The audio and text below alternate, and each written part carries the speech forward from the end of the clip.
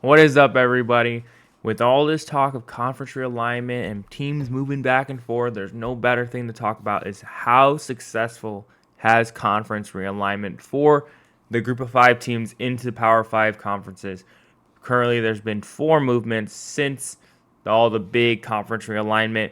There was a couple coming to soon. SMU will be moving away from their group of five conference, but we're going to be talking about some of these teams and then some of the implications of other teams that might not be on this list, such as like James Madison, Liberty's currently undefeated, things like that, and like Conference USA and all these smaller ones. Because you have the big three up top, American, you have the Independents. Notre Dame's not really a group of five team, but like a bunch of group of fives go in and out of the Independents all the time.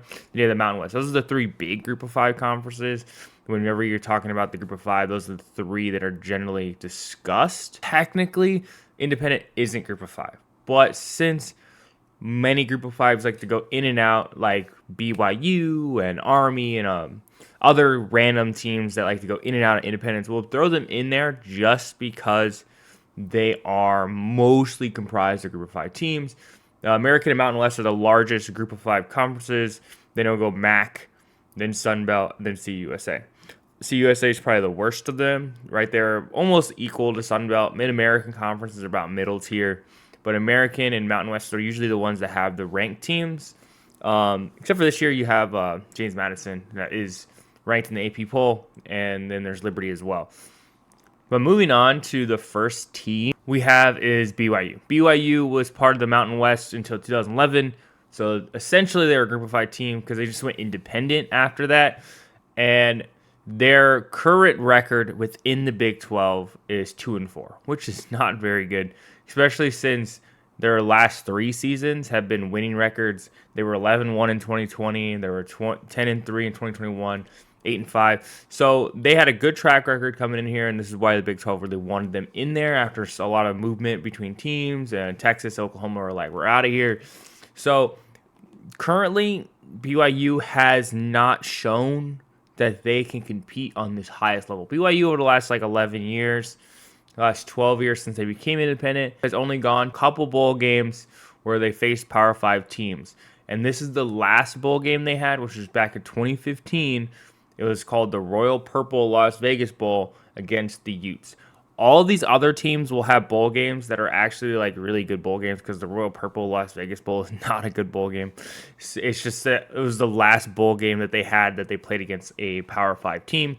All of the other bowl games, even on their good records, they played in some weird bowl game against some random group of five team. So I wouldn't even consider those really good bowl games. They're just, you got a bowl, and here you go, and you're invited to that one. Next group of five team that we have that also wins in the Big 12 is Houston. Houston was in the American Conference.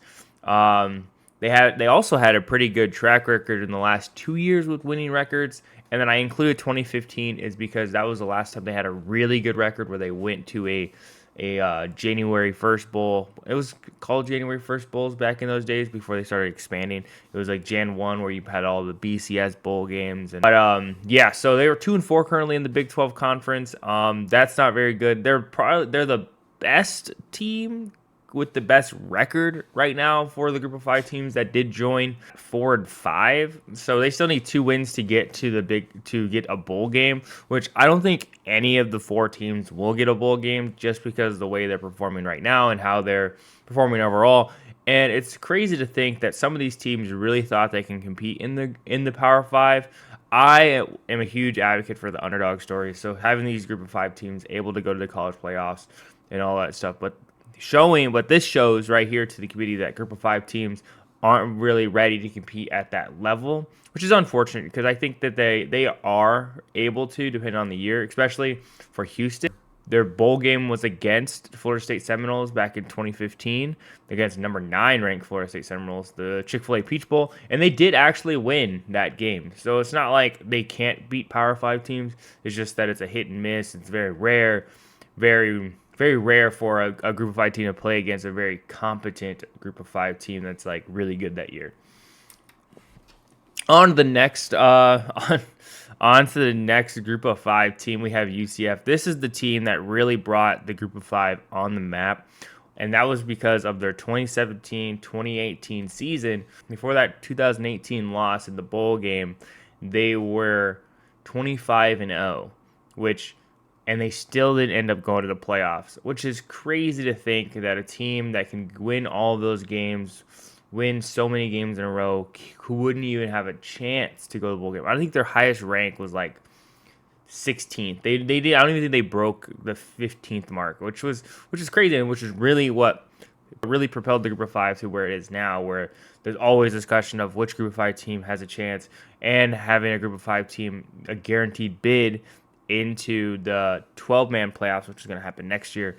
And then since UCF walks, so Cincinnati could run, is what I say. And we'll see if Cincinnati's record's here in a second. But yeah, UCF has had a pretty consistent record overall since 2017. They haven't really reached those heights since 2018-19 at the 10 wins.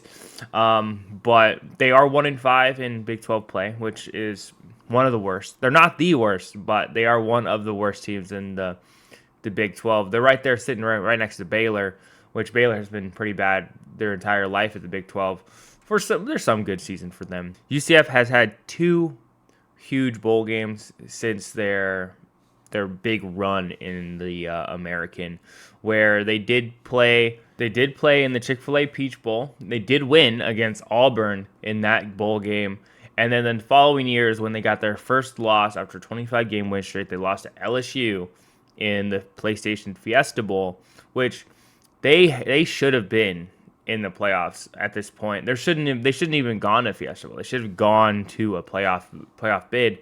But the committee has always treats the Group of Five teams as not good enough or even close. We saw that they did lose to LSU, which kind of like helps solidify that narrative that the Group of Five teams aren't good. But I still think that Group of Five can compete on the highest level sometimes. This year has shown that these Group of Five teams cannot compete at the highest level if they're put into a Power 5 conference. Cincinnati, the golden child of the Group of Five, outside of UCF's couple years, is 0-6 in the Big 12 right now. They haven't won a single Big 12 game. They had a strong start to the season, and then conference bid was just tanked. I think it was against Oklahoma at home. They were in the American Conference. They are the golden child of the Group of Five. They're the only Group of Five team to ever make the 14 college football playoff, because the 12 team will have a guaranteed. So then it's not like they don't have a chance to compete. So like we're looking at their records here. They were 9-4. 1 is when they went to the college football playoffs. They're 13-0. The reason they were able to get there is because they had an out of conference game against Notre Dame, and they beat Notre Dame. And Notre Dame ended the season with only 1 loss, and it was against Cincinnati. So with a little bit of help, Group of Five teams can go. I would argue that Tulane right now in the Group of Five, if they would have beat Ole Miss, they would have a better record, because if Ole Miss would have stayed on track, they would only have 2 losses. They'll still be ranked, and I think Tulane could have an argument to be in the top 10 if they were undefeated. But we can't predict the future. So, but Cincinnati also had 11-3 in 2019, 11-2 in 2018. They had a pretty good record overall and pretty good trajectory into the Power 5 scene. They have 2 really good bowl games. They've had the playoff, which they lost to Alabama in 2021. They lost to Alabama in 2021. Then 2020, they did play in the Chick-fil-A Peach Bowl, which the Peach Bowl seems to be a trendy thing for Group of Five teams to play in, and they did lose against Georgia. So both in these bowl games, they lost to 2 SEC teams. It wasn't like they got blown out by any means. I think the Peach Bowl was like a 1-score game. The Goodyear Cotton Bowl could have been a better performance, but it still proves that they can still compete at that highest level if they are given the opportunity to. In conclusion, we could tell from these 4 teams right now, that they're in a transitional period right now where a lot of these teams don't have the coaches that they used to have.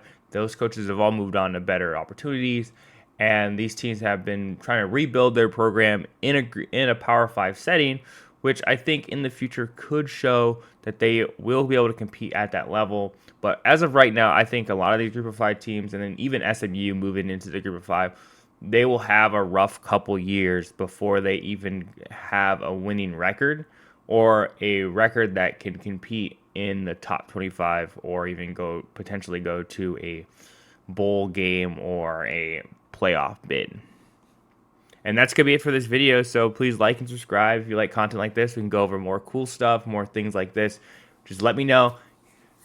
Peace.